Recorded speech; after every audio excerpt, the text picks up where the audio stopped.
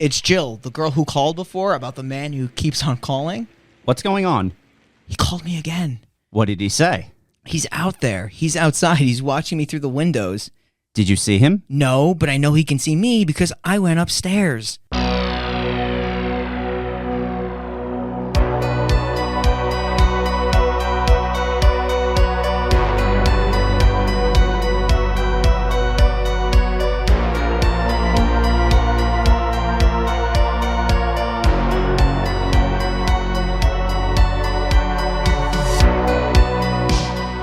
Hello and welcome to the final podcast, the last podcast you will ever listen to.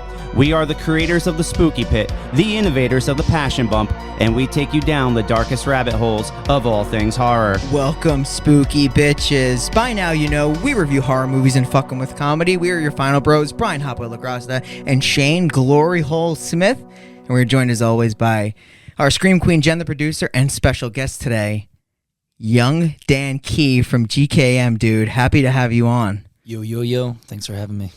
Oh my God. I'm super amped for this one, Shane. Are you? We were supposed to actually have done this one for a while now. Well, he's been focusing a lot on your glory hole, so I feel like that if that's any indication of how excited he is to film this, I think it's going to be a good episode. Shane likes glory holes. More than this movie. Oh. So I know, Young Dan, I know you said that you liked this movie a while back. You watched, or at least you thought it was like scary as a kid. Because I know when this came out, I was like really young, and I remember seeing it. You feel the same way now? It's not that I liked it. Backtracking a little. Yeah, no. I watched it when I was 9. So this is a PG-13 scary movie. It's tough. There's not a lot of PG-13 scary movies. And it's a remake, too, from the 79 version, which I think is pretty much, I think it's very similar. They use the same names in the original. I noticed, but I never seen the original. So Yeah, I know nothing about the original, so. I don't either, so I don't know if there's a similar twist that's in this one that's in the original. But I was just reading online that if you read, so in the movie, what we're going to talk about, it's the twist, quote unquote, was supposed to be like a big reveal, like a huge twist.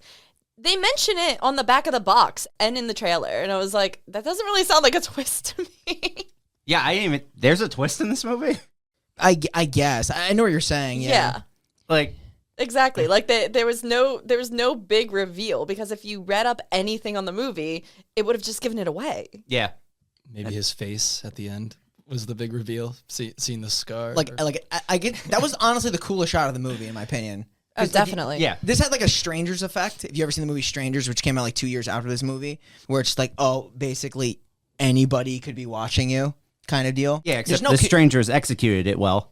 Yeah, that's what I'm saying. Like, Or Black Christmas. Exactly. Yeah. And this is another one. I mentioned it earlier when we're doing Black Christmas, like a killer in the house, or like, your stalkers in the house kind of vibe.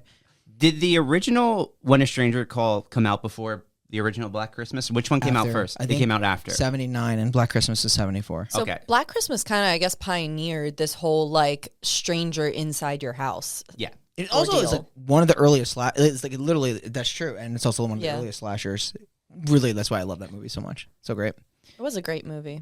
But yeah, I never seen the original of this, so it's not like something I can even harken back to. It's kind of just like one day I'll watch it, but I'm assuming it's probably better than this. I had a lot of complaints about this movie. More or less, the acting and like the dialogue was a little cringy. Oh, yeah.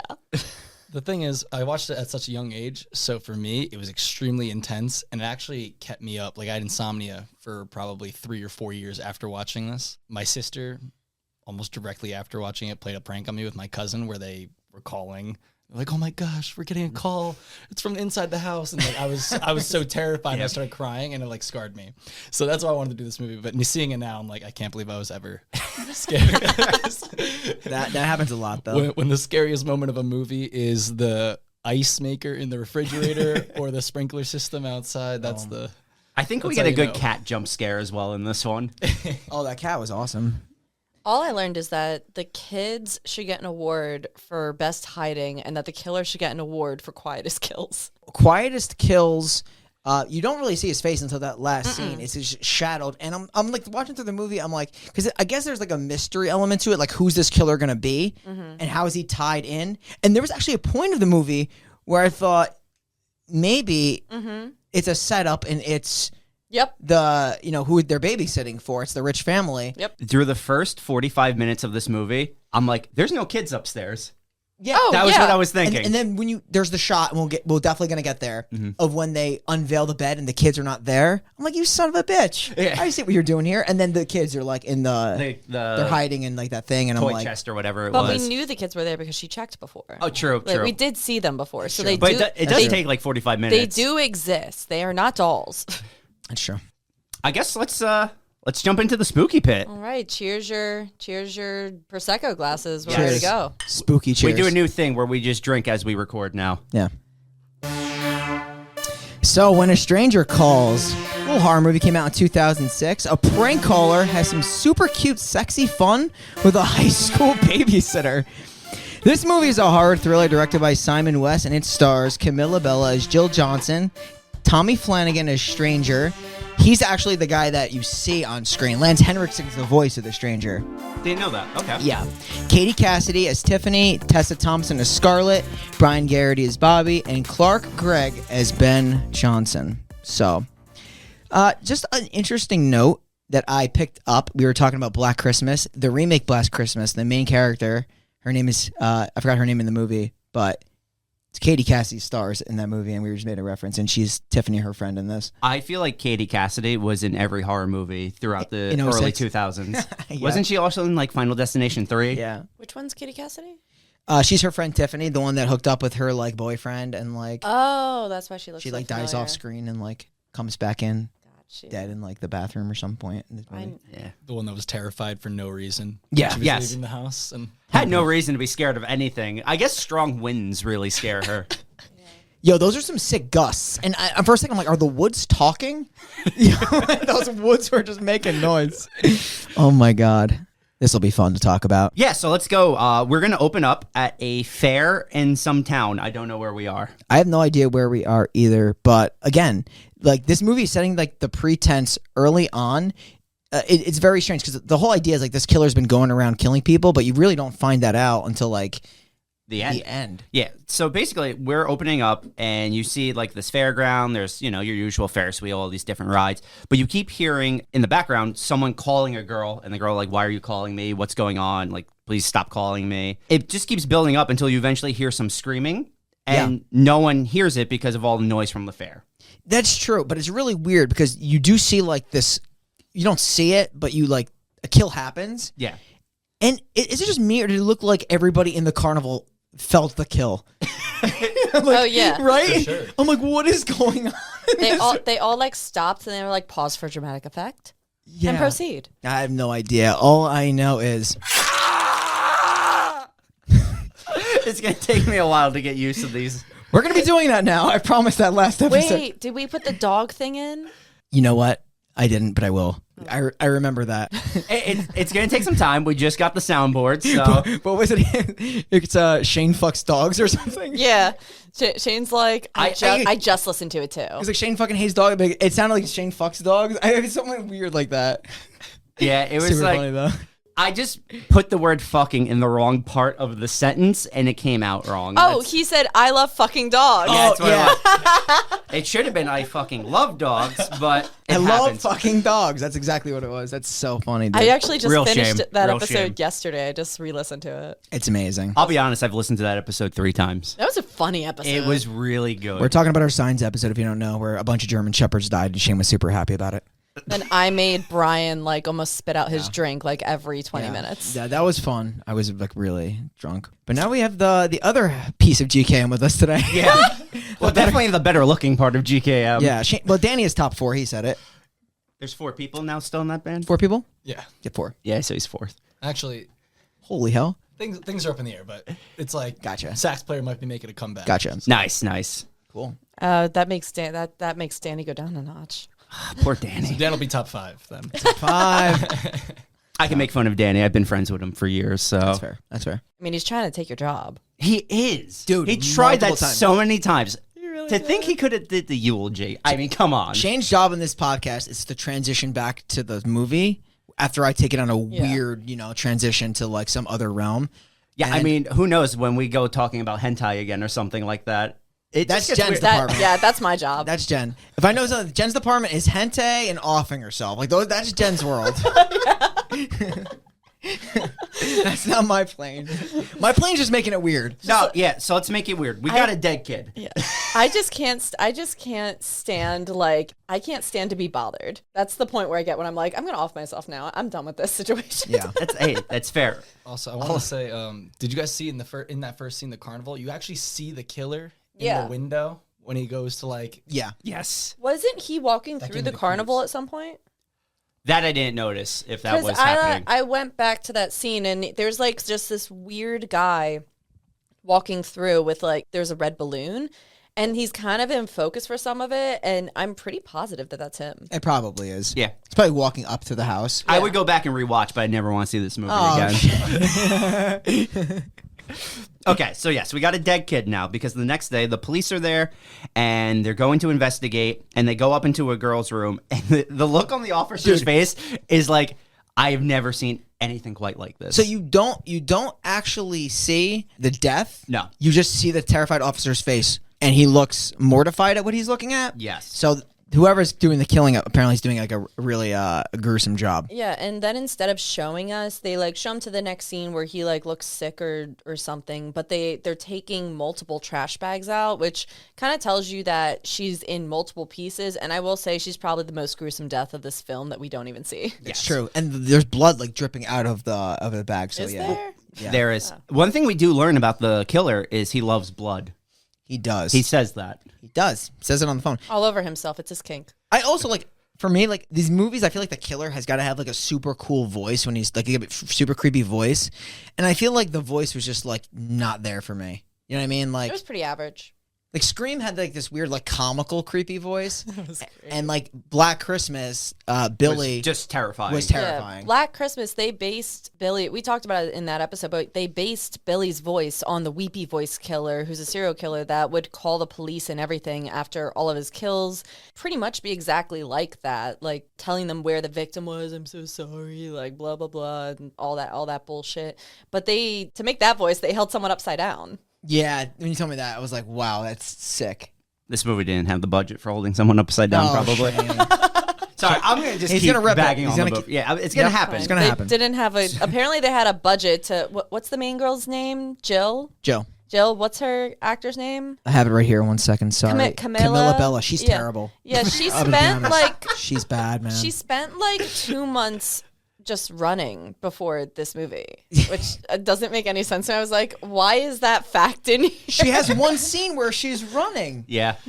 For one scene. She runs around and she doesn't even get good time. How out of shape was this girl that she had to run for 2 months before doing this movie? Wait, Most of the movie is sitting on the couch saying hello. I totally forgot that she was running in the beginning of this film because it like went completely out. Yeah, I think are we getting close to that scene? The next scene, isn't yeah, it? it is the next scene because now we transition to Colorado, 125 miles away, and yeah, she's just doing some running before school. So it's weird. So like there's like a guy team that's practicing. Yep. I don't even know. Basketball, yeah. And then she's looking down because her, I guess, ex-boyfriend or someone is like playing basketball. the guy who hooked up with her friend. Yeah.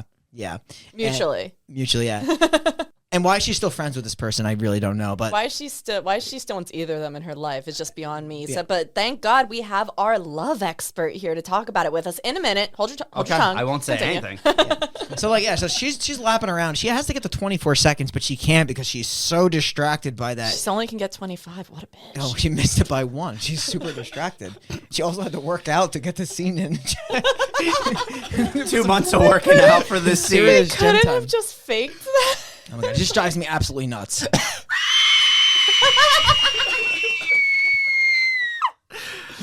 It's something else. All right, so what was this love question? What am I answering right now? So we're getting to the friend. We haven't talked about it yet. Like it's probably right after the scene. We can probably approach it after this scene because we're gonna meet a couple of her friends. Yeah, that's right, because she's at her locker and she has her cell phone and it doesn't like work anymore.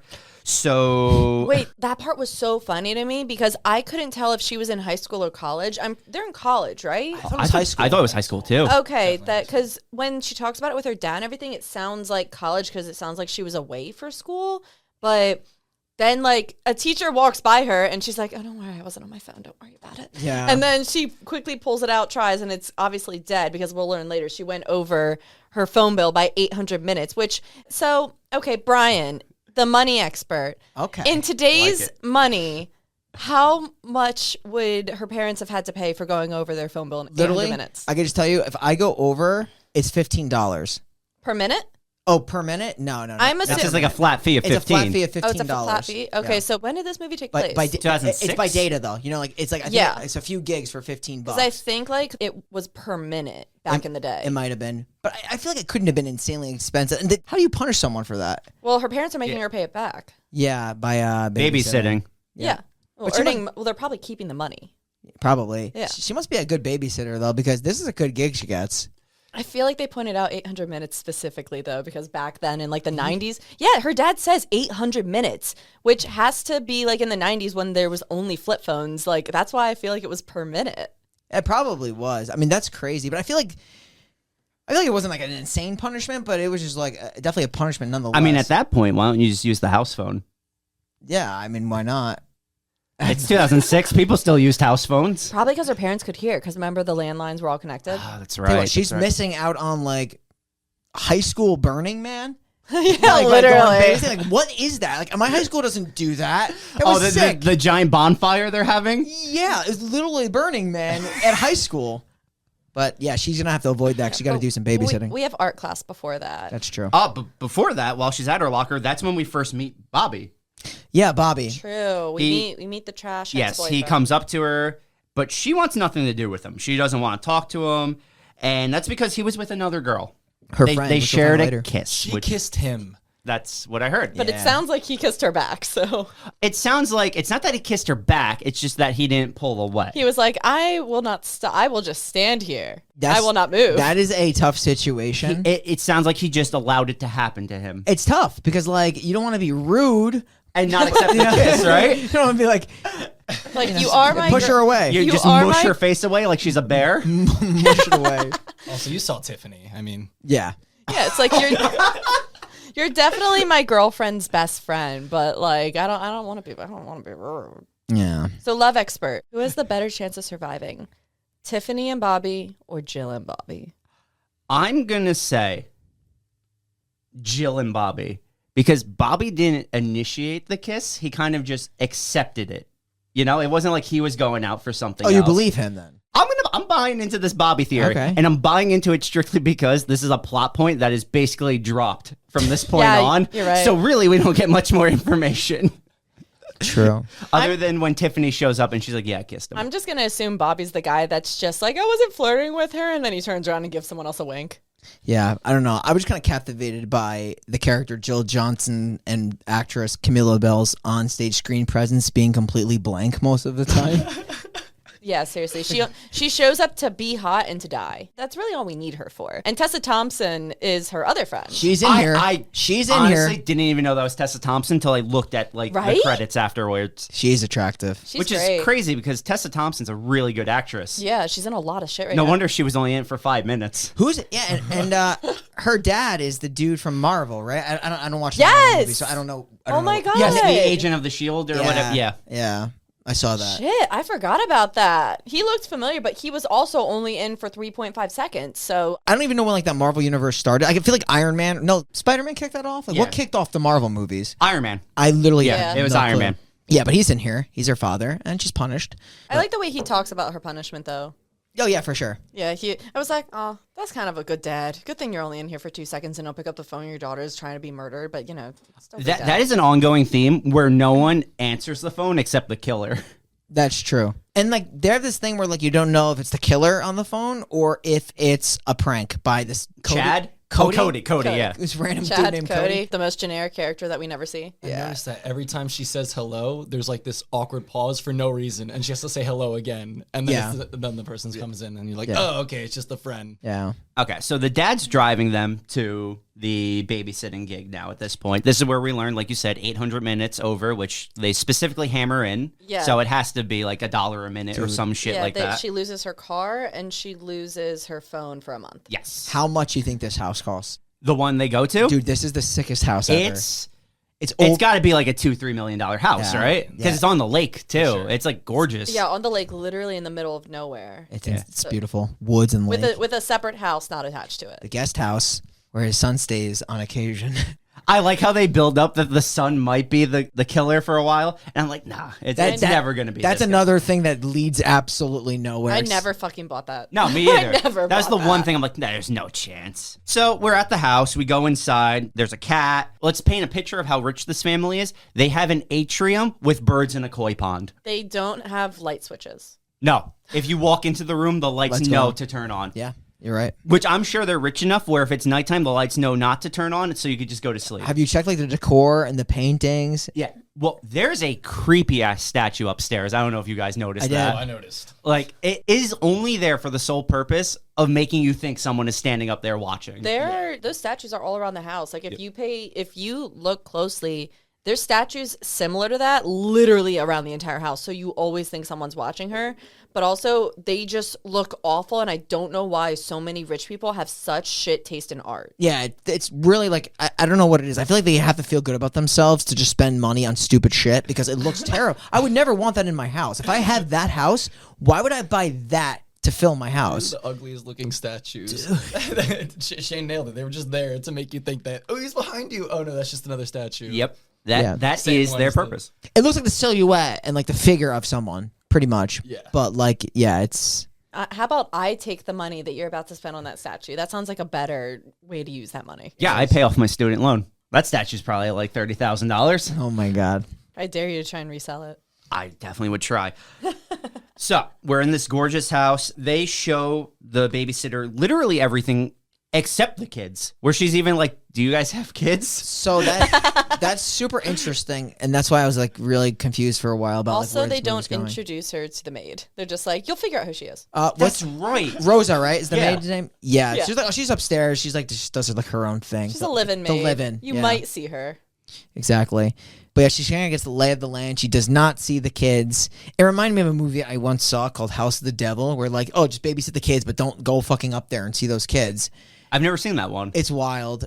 And then I don't want to blow up, but like it's just like her being a babysitter and like hearing weird things in the house. And like the last 5 minutes, she's like, they're preparing her to be sacrificed. So Is it better than this movie? there's actually no kids in I don't think there's kids in the house, like to even. Okay. That's why I thought like, okay, is this going for that approach? The no kids in the house. Well, that's Okay. kind of rude. Yeah, it's not nice. I think she orders a pizza though, which was nice. Oh, okay, at least they gave her money for food. Yeah. At least she was well fed. Yeah. Unless it was deep dish, because then she's just eating bread at that point. So you're not a deep dish fan. No. Do you like Sicilian? Oh yeah. Okay. It's a little it's a little bit more bready, Okay. but like deep dish. If you ever had like Chicago style, like Podcast is just me trying to gauge how cultured you guys are. are we cultured with pizza? I think we're very cultured Yeah, with pizza. we just had- ate Connecticut pizza in New Haven. That is true. Supposedly the best in the country, they say. All right, I'll take it. say. If you're not They gonna say. be, I disagree. I still go Jersey every day. if you're not gonna be cultured with hentai, at least I can have you cultured with pizza. Do you remember when I blew up the Discord chat with hentai? Yeah, I do remember that. It was the worst day. Hentai, sorry. This is not going to turn into a hentai podcast. We are But not. Jen wants it to be. I'm working on it. It's just like I'm planting seeds slowly. Maybe is there a horror hentai that we could just review for the podcast? There has to be. I sent you guys both on Instagram the same photo. Yeah. I can't wait to show you both of your separate reactions because they were very I want different. to watch it. Were you excited? I'm pretty positive Brian climaxed to this. Yeah, for sure. A few episodes late, but you know. Nice choice of words. Thank you. 100%. Okay, so let's keep climaxing because we learn Shane kids does. are upstairs, but we don't see them, and the family leaves, and now Jill is the babysitter's name. Yeah, she's just like exploring the house at this point. Yeah, she's using a remote control that she thinks is maybe for the TV, but it just turns on a large fire. I love how many remote controls there are in this movie. Yeah. It's absolutely ridiculous. There's one for the Quick question. the fire, the TV, the stereo. We're going hot mom, right? Or no? Hot mom? Hot mom. Yeah. Yeah, right. Yeah, Yeah. definitely. Yeah, she's a She's hot the mom. second wife. Yeah. It does mention like I think the kid is from his first wife. His son that lives in the guest house, that's from his first marriage. Yeah. That's what I thought. Yeah. So the other two kids are from the second marriage. Assuming so, So- since they actually live in the house. So he probably was married, had a kid, made more money, then got hot wife. Yeah. Is that what we're going with? You know, Okay. that first wife was nowhere near as hot. No, you always got to upgrade to hot wife. I'm going to take this time to refill my glass. Yeah, we're drinking wine here.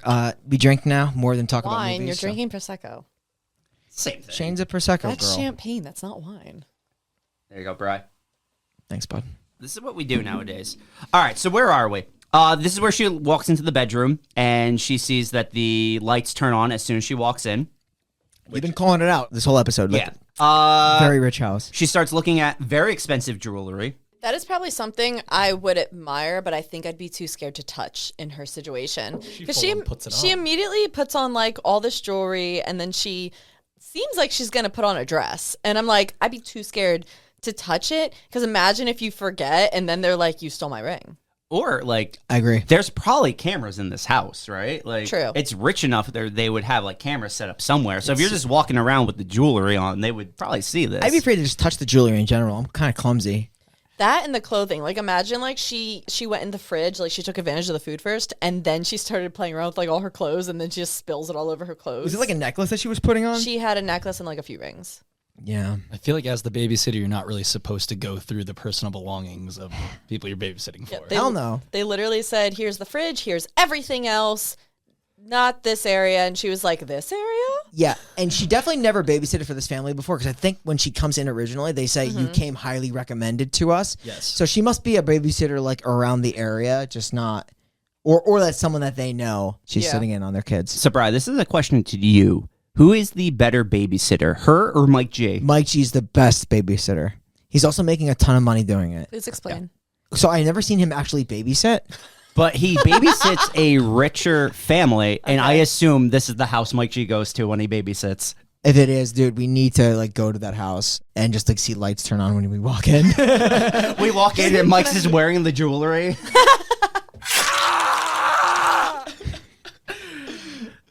Shit. Okay, so now she starts to hear some noises, and she runs back to the living room, and she keeps hearing a noise, so she starts to call for Rosa. Yeah. And naturally, Rosa is on the same floor level and does not respond. No, not at all. So, like, I took it, though, that the room Rosa is in might be soundproof, possibly? Because that glass is pretty thick. It's thick glass, right? We could say it's thick glass. Yes, but you can still hear the canaries. No, it's not soundproof because you can hear the killer's roars. That's a good later on point. in the That- movie when that's a he's very stuck good in point. there, yeah. It just feels like in this movie, it's a singular killer, but everything makes noise.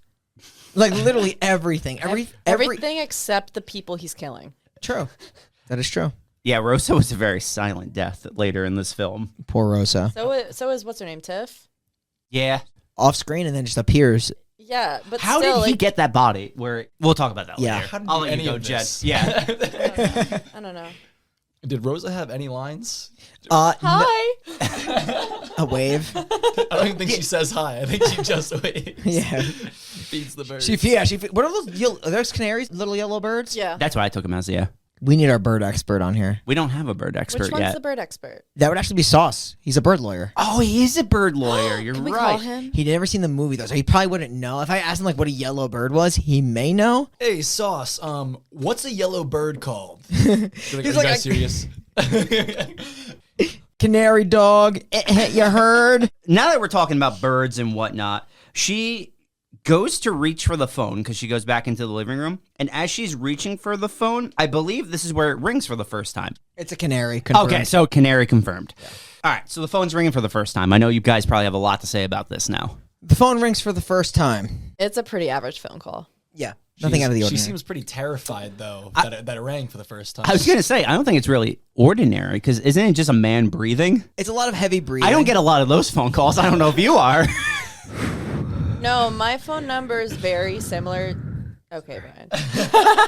My phone number, without saying which company, is very similar to an insurance company, and I get calls of people angry about their insurance, and then they're angry that I am not the insurance company, and I just ask them to give me their social security numbers so I can then steal them. Nice. Yeah, I know, right? Trying to make this podcast money. What a skill. I love it. I love it too, because the only person calling me is asking if I want to extend my car's warranty. Me too.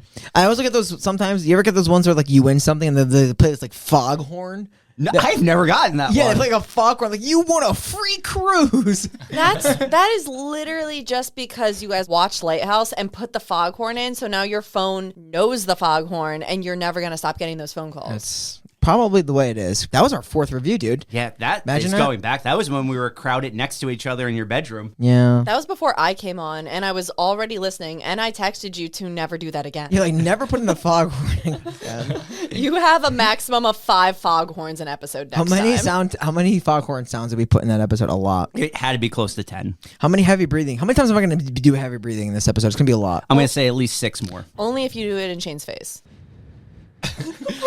Was anybody else waiting for that moment where she like picks up the phone and it goes, "We're calling about your car's extended warranty"? That's what I'm saying. That's what I'm saying. But she already just everyone in this movie already just looks terrified anytime anything happens Yeah. Yeah. for no reason. Like the wind blows and she's just like, "Oh my god, please!" It's like, so you know that, I mean, I've lived here. Damien's like never in this house. So like when I'm here, this house The fucking house that he owns. it creaks. There's noises. Like a lot of shit goes on, and I do get scared. So I kind of get where she's coming from because it's such a big house. But like then again, like I feel like that's to be expected because of how fucking huge that house is. Like So you're saying you're in this house alone a lot and kind of scared of all the noises? originally I was. Now it's to be expected because it's like kind of like. But she's like here for the first time. She's also in the middle of a swamp where there's like actual wildlife. Yeah, like I don't know, it's weird. She's like on like a swamp, but like also overlooking water on a mountain hill. Like I don't know, how do you describe this location? It's like, I have no idea. yeah, They No own clue. their own private lake. yeah. Pretty much. They might. They seem rich What enough. does this guy do? You never Did- find They out. said he's Yeah. a lawyer. Or the yeah. Makes it probably a bird lawyer. That's why he's got all the canaries. There's a lot of canaries in that. What do you call that? He gets paid. Atrium. It's an atrium. That's an atrium. He gets paid in canary. Yeah, maybe he gets paid in bird. And house. Yeah, maybe. Who knows? I can tell you what I do know. After this phone call, she walks around the house again, gets jump scared by a cat.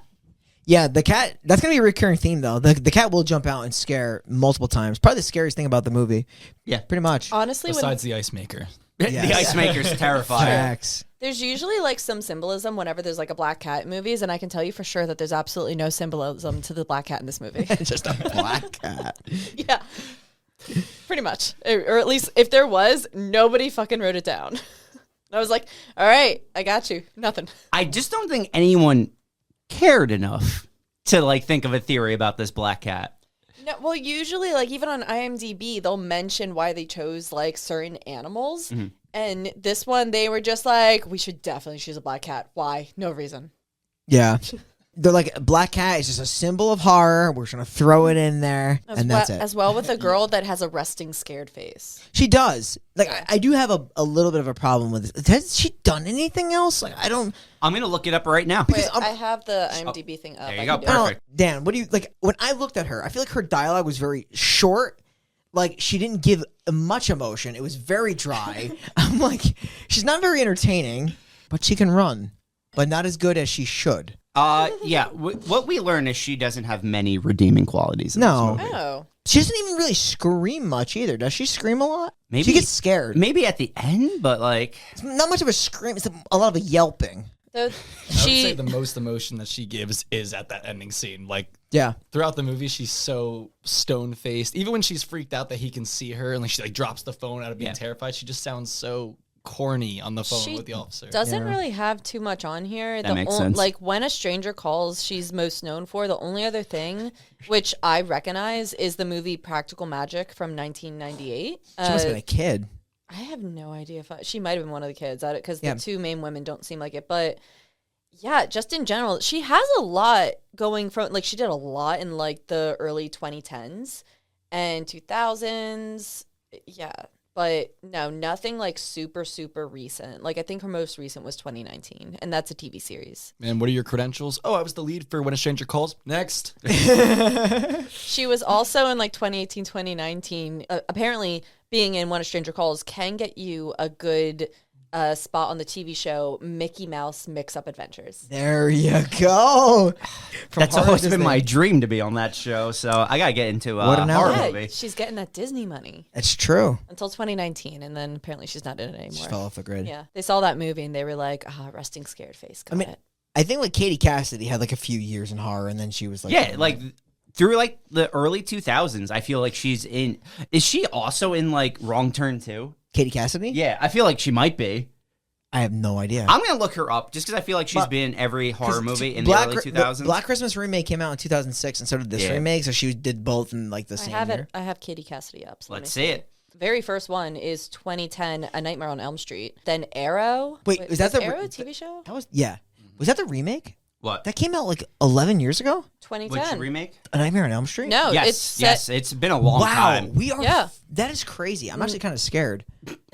It was one. definitely the remake. Yeah, it was definitely the Damn. remake. Oh, interesting. Is that with Jackie Earl Haley? Yeah. Black Christmas, Arrow, which I know was pretty popular. Like I remember seeing a lot about it online, and Adam Sandler's Click. Oh, she's in She's Click. in Click. I don't Yeah. even remember. But that was also in Apparently 06. 06 was her claim to fame. Oh. That was one of Adam Sandler's last good movies. She was Sure. in the. Great movie. She was also It was. in. Click It is was. amazing. Christopher Walken kills it in that movie. So, by the way. He's so funny. Yeah. And obviously, like we know, Tessa Thompson is in like a ton of stuff Yeah, still. Tessa Thompson Oh, is she fucking was- awesome. I love her. Katie Cassidy was also in Gossip Girl. So to get like good parts after this movie, you should have really only had a maybe up to 10-minute or less cameo.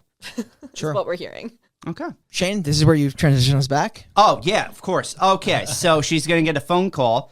She's going to say hello twice, but this time it's actually just her friend. And I believe this one is Tessa Thompson, right? Telling her to come to the bonfire. Her name is Scarlett. She was telling her to come to the high school Burning Man. Yeah.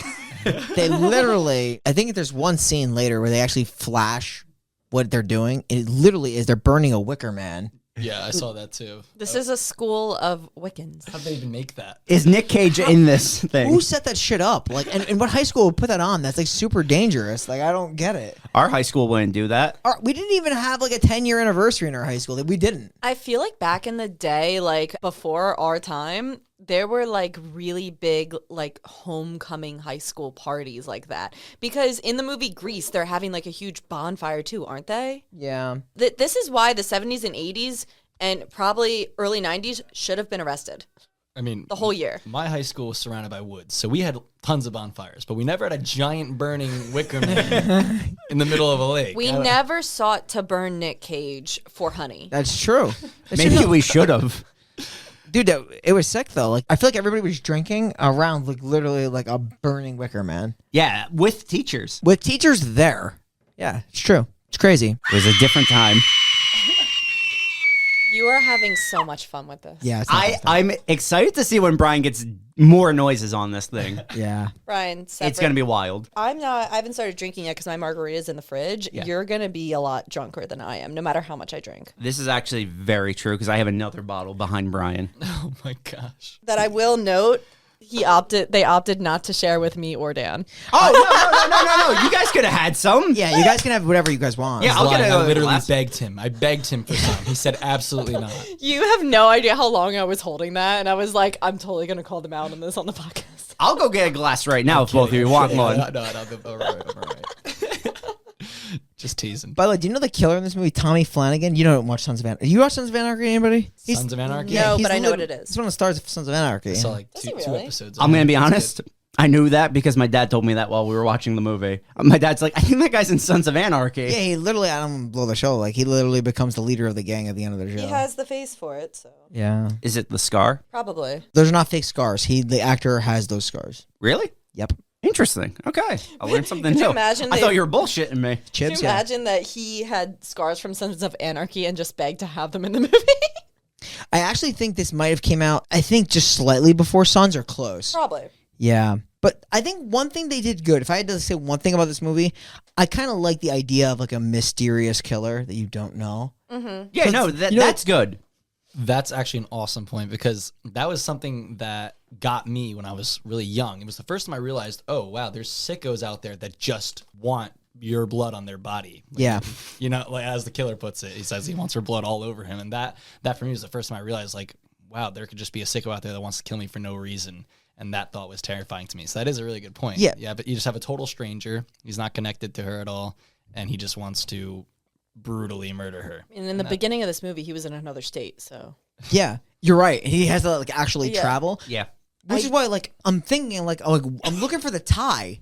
You don't find that information out, but I'm looking for a tie of like why he's in this family. But then you like, literally will mention it, like he literally just goes around killing people. Yeah, it's the best part of the movie is that the killer isn't anyone knows. It is just a serial killer that like travels. But like that's the thing, like to Dan's point, like that's what happens. Like you have guys that just literally they get off, and Jen has talked about this like throughout, or probably like they get off on just like killing, tormenting, or just like harassing people. Like that's just like a pleasure. Yeah. Like there's no rhyme or reason. Like makes you think like he's just picking people out of random. Or maybe he just found like an isolated house and saw there was this young girl in there who didn't seem to belong. So they don't even really tell you why he picked her, which is a theme just in general in the true crime community where you just want to know why. And a lot of the time when killers tend to plead guilty just off the bat, there's no trial. So you don't really get to like go deep dive into any of it. Yeah. So now that we're done gushing over the house. Yes. After she talks to Tessa Thompson about the Burning Man, the alarm goes off for the house. She enters the code, which the family left her, and then she gets a phone call. She answers it. It's emergency assistance, and they're asking her like why the alarm was set off. They take care of that situation. Yeah, she was like, it was an accident. Exactly. Didn't mean it. Then she instantly gets another call from, I think it's the mother. Yeah. And she's like, oh, the alarm went off. Is everything okay? She explains it was just an accident. It was probably Rosa when she was leaving. Totally fine. Enjoy your rich life. They said that she was going to go like visit her mom or something like at the very beginning. Mm-hmm. And then the phone rings another time. It rings a few times, Yes. yeah. Yes, that's right. So, all right. So then the phone rings a third time, and it's a guy who asks her what she's wearing. Yes. Wait, what? She's like combat boots and a burqa? Yeah. I like her response. Yeah. She says, yeah, it's combat boots and something. Is it burqa, she says? She says something ridiculous. Yeah, I think it is because burqa is completely... Parka. Parka. Parka. Yeah, parka. Yeah, like something that's like she's like overdressed, which is kind of funny. I actually remember my friends when they would get guys call them like prank calls using that line, and I wonder if it was because of this movie. Maybe. The thing is, like, parka is like a common like slasher outfit. Like I'm thinking like... For like the Urban Legend series, that was like the killer had a parka on in that slasher series. Shane, you would look really good in a parka. Of course. Would I? Are you saying I would look really good as a serial killer, or just I can fashion a parka? I said parka. You said serial killer, my man. Well, we were just talking about Urban Legend, and that guy was killing everyone. That's true. So you're saying you need another? And by that guy, you mean that girl. No, the guy was a killer in Urban Legend. Oh, no, you're right. It was a girl. Shane, you're drinking too much Prosecco. Just pour some in there. Shane pours his glass before anyone else. I'm not talking about Final Cut. I'm talking about the original. Yeah, that's what I was thinking. We are out of the first bottle, bro. Get the fuck out of here. Yeah, there's not much in there. I've learned Christ. this over time. That's why I bought two. By the time you guys poured your first glass, it was less than half full. Yeah, there are bigger bottles of this, but in the town we live in's wine and spirits, they do not sell the bigger bottles. So I had to settle for a small one. I offered to bring alcohol, That's I will true. say. Yeah. And you did not mention that you wanted a gallon. Well, no. I figured Brian had plenty, which he does have plenty, so we will be fine. I'm hearing that you want me to get the tequila out of my car. We may need that later. I don't want to go down the tequila road. That's for sure.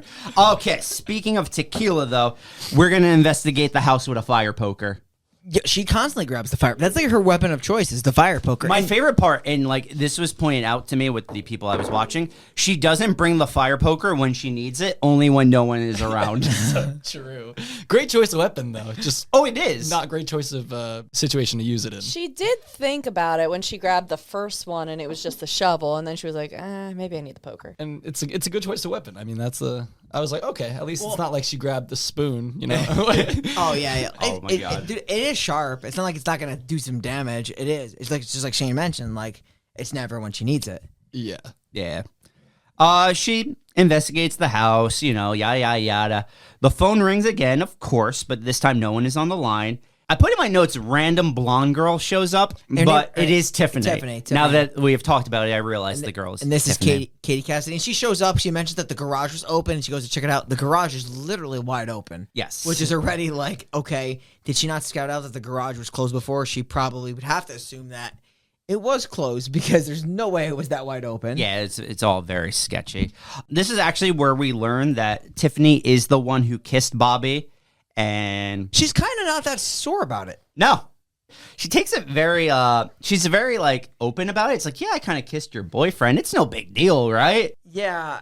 I don't know. Like, obviously the main character is like upset about it, but it doesn't seem like, I feel like if that happened, I feel like you'd never talk to your friend again. Or at least for a very long time. It wouldn't be like the next day you're like, hey, how you doing? Like, how did my fucking boyfriend taste?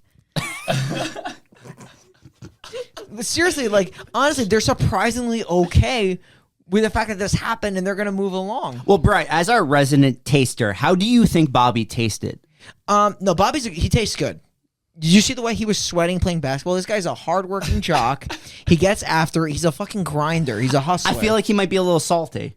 Maybe, but salt is good, Shane. Like sweet and salty. Nah, it's salty. Great combination in nature. Yeah. Whoever divined sweet and my old boss said he's the person who invented sweet and salty. Obviously, that there's no way that could be possibly true, but it's a combination that works. So Bobby definitely tastes pretty sweet and salty and pretty great, but like I don't think that it makes sense that they should still be at least this close. Her logic for kissing him Was spot on. she was like, I know you've had a crush on him since kindergarten.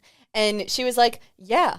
And then he saw you and I didn't stand a chance. So naturally I have to kiss your boyfriend and now we're even. I was like, Yes.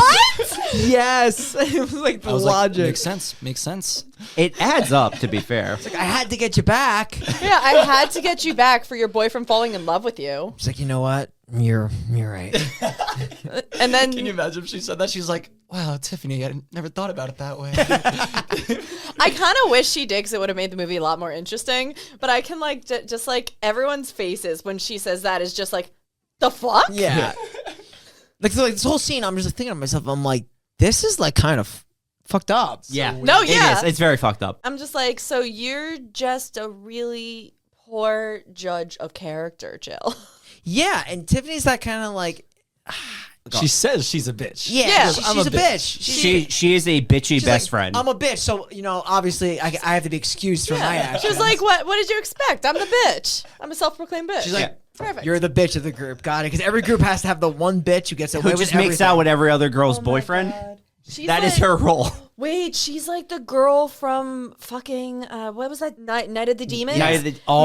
Remember they were like, don't tell the main girl who had the party. They're like, don't tell her who you like. She will literally go after That was anyone's Shannon boyfriend. Elizabeth, right? I She forgot- will fuck everyone at that I party. forgot her name in the actual movie. They tell Yeah, I don't know. the characters talk about in the movie how if you tell her who you are crushing on or who your boyfriend is, she will actively pursue them. She did it. She was doing it in the movie. The only girl I remember is, I think it was She was the Suzanne, because she had great tits. Yeah, exactly. Humongous, literally humongous tits. They are Yeah. in the Necronomicon. Only name you remember is the one with the superb Well, tits. well, to be fair, like I think Jen just Yes. said, it is actually in this book, Suzanne's tits. We reference her tits often after that, and we will continue to do Yeah. so. Suzanne's tits are in our Necronomicon because they're so fantastic. They actually, even demon tits. I feel like the demon tits are good too. Well, when because she they were gets shooting out vines. It was kind of exotic. Yeah, Diora Barrett, whoever she played, she was very viney. Her nipples were just spraying fucking vines everywhere. I feel like I was watching Jumanji. I mean, Erotic edition. that's one way to put it. That is actually some hentai shit right there. Oh my god. Yeah, it would have been better if they were tentacles, but you know. Oh my goodness. They look like tentacles, but they were They plant could. tentacles. We were argued about that. We were like, are they tentacles? Are they vines? What are they? Like we actually weren't sure. Jen's just like, please let them be tentacles. Please let them be tentacles. Shane, how are you going to swing this one back, buddy? We're going to So, swing it back very easily because Speaking of hentai, we then go to Tiffany trying to grab the tequila. yes, which is exactly what I was going to say. Perfect. Jen knows me all too well now. I know. So we have We've the had- bottle of tequila. She wants to drink it, but Jill's like, literally leave. Also, like, it's not their alcohol. Yeah. And how do you know that's not a $200 bottle of tequila? Like, imagine if those people came home and they were just like, you broke the bar. Yeah. Like they literally like break the whole bar if they get drunk. We were saving that for our anniversary. Why were you drinking our tequila? Low key would have been more interesting if they did drink it though. 100%. I love how she leaves. She just like walks on out the garage. Super casually. Also, as soon as Tiffany leaves, she is scared for no reason. I would have just been like, oh, this is a weird fucking place, and then kind of been annoyed. As soon as she leaves the house, she's just like, someone's gonna kill me. Yeah, this is the scene where like the killer is able to echo his sentiments through the trees, through the leaves, through the woods, through the bark, through everything. Somehow in a completely wooded area, she already knows that she's ready to die. Yeah, it's so weird. Like, It really was. It was very... it's so weird. Panicking to get into her car. Like the car won't start for some reason. the car just decides not to start. And that's the thing. This scene has every horror movie trope in it. She drops the keys. The car won't start. Perfectly fine car. She probably got there. You know, It's like a new 2006 Maserati. Like the gate behind her is closed now. All of a sudden, like now there's a branch. Yeah, there's a branch there, which somehow, like, shaking the branch. she can't lift the fucking branch. She can't lift it, but if you shake it a couple times, maybe it'll get up by itself. Yeah. Come on, please, come on. To be fair- what are you panicking about? Nothing's happening to you. She doesn't look that strong. It might be a big branch. That She was might not be able to. That was not a thick branch. Honestly, like, if they just had the music, like, be, like, kind of creepy and just showed her being annoyed, that would have been so much more accurate than her instant panic. Absolutely. Because I would have been, like, if your car can't start, I would just walked back to that house being like, bitch, I'm not leaving. Yeah. You might as well open that tequila. Seriously, and like honestly, they probably would just give her company, and they could probably talk to fucking Bobby more. It would have been more fun watching them both interrogate Bobby on the phone. Seriously, Yeah, which is what we're going to transition to, because once she starts moving the branch, we just cut right back into the babysitter, and I believe this is where she actually she calls Bobby. And she asks if he's been calling the whole night. Yeah, because like honestly, the way the calls have been, they've been kind of like different voices. You know what I mean? It hasn't been like you've had the heavy breathing, but you've also had like these comical voices too, like someone's playing a joke, which you know that they have been in a way. Like there have been some prank calls by this unknown Cody, this mysterious guy. It's just a guy from school. Guy from school, yeah. So she's like talking to Bobby. She's like, dude, are you guys prank calling me? Is this fucking Cody? And he's like, all right, let me go find out. Cody, are you prank calling? You hear that in the background, like he's asking Cody. I also read, because right before Tiffany comes in and leaves, she gets like a popsicle out of the freezer, and I read somewhere that like before Tiffany dies or whatever, she picks up the popsicle and it's all melted. It's red popsicle, and she like throws it away, and that was supposed to somehow symbolize Tiffany's terror and death. And I was like, wow, that was a really bad job. Yeah, how could you even connect that if you didn't tell me? I didn't. I read it. Like I just did my deep dive online, and I was like, okay. Yeah, like as a viewer, like if you're watching this movie, it's just a woman dropping a popsicle. like, come on. That's insane, though. It's funny to think about like how this director thought that would be interesting. Okay, so since you mentioned the director, he was the guy who also directed Con Air, right? Get the fuck out of here. Really? I think it was this one. He directed Con Simon Air. West? Yeah, I think he directed Con Air with Nicolas Cage, which maybe is why he made a Wicker Man at the high school Burning Man. It was the best part of full circle. that 10 seconds was the best part of the movie. All right, I'm gonna transition to the next scene, and then I'm gonna look up the director just to make sure. If you can't tell what Brian's favorite sound is, It's the scream. Please sound off in the comments. I will mention there's nothing that is more pleasurable to me than a woman screaming. Oh my goodness. So we know what Do you Brian's mean kinks that are. in the? Never mind. Let's not deep dive into Brian's screaming fetish. If anyone was wondering what Brian's kinks are, you could probably just figure it out from his random bits throughout the episodes and the way in which he describes Shane at the beginning of every episode. That's honestly a good point. Brian, so you're a big glory hole guy? That's what I was about to say. No. I thought you're the glory hole guy. Yeah, that's you. Dude. I'm actually not. You love glory holes. You've made them. I've seen you make them in our high school, in our bathroom. That's not true. You liked all the sweaty high school dudes. Oh, gosh. Wow, that's fucked up. I'm just saying, not like when we were back in high school. Yeah, that's not a real thing. Okay. All right. I guess let's transition to the next phone call, which is not Bobby. No, it's definitely Brian's kink, though. It is actually a phone call coming from Tiffany's cell phone. Again, Brian's kink. It's Getting coming. phone calls from Tiffany? Oh my God, I don't know any Tiffany. Sorry, buddy. Oh, that's right. You don't. I literally don't know a Tiffany. I don't think I know a Tiffany either. Okay, so Tiffany is calling. Caller ID. But it is not Tiffany on the phone. It is, I think, another man breathing, or does he say something in this scene? No, she picks up the phone and she's like, Tiffany, I know it's you. There's caller ID, because this is the first time I thought to look at the phone that has caller ID on it rather than picking up the phone that doesn't. That's a good point. And he says, "This isn't Tiffany." That's Yeah, right. and Okay, so that's he does speak. That is the singular moment where she knows, okay, well, now something fucking weird is going on. And like honestly, she was just at her house. Is it one of her friends that she recently got in touch with? She just left, or like someone has Tiffany. So now she's like considerably spooked. Which is actually very fair. I would be really freaked out if like a random guy now was calling from Tiffany's phone. Yeah, but it's also kind of hot. What? Like, oh, Please elaborate sure, on that. Shane. Okay, so, I'm alone in this house. Things are going off. I'm like damsel in distress. Only if there was some man to comfort me. Maybe Bobby. I'm all alone. I need to be comforted. I need Bobby's number. I need to talk to Bobby. You want more elaboration, Shane? Huh? I'll elaborate. I'll elaborate all over your pasty white ass, you dumb bitch. I'll elaborate with a word from our sponsor, Eat a Smock. We all know that smocks are cool. Even you, Shane. Smocks are hot. We wear them. They're cool. We paint with them. Everyone knows this already. But how can we make them even cooler? The pandemic is coming to an end. We need to put our smocks back on. However, when we put them on, we have to deal with our insatiable appetite. We're hungry. We need food to survive. It's a basic human necessity, along with drinking water and listening to Alanis Morissette. How can we wear smocks and eat at the same time? Eat a Smock figured this out by creating the edible smock. Since the dawning of man, since Alexander Graham Bell phoned in and said ahoy, ever since one caveman hit another caveman over the head, drowned him in quicksand, and stole his Neanderthal girlfriend, we've never even considered the possibility of an edible smock. This is the first time in the history of history the human being has fashioned an edible smock. I'm excited and hungry to eat my Eat-A-Smock. This is clothing you can wear and continue to eat throughout the day for a hearty meal and a tasty snack. It's delicious. It's tangy. It's very European, and it's yours for the insanely low price of $14,000 per Eat-A-Smock. Art is not dead, and neither is your appetite. Tons of designs, tons of flavors. Wear it, eat it, live it. You can eat mine only if I can eat yours first. That's the ingenuity behind Eat a Smock. Using the promo code TheFinalSmock, you can have 2% off your first order.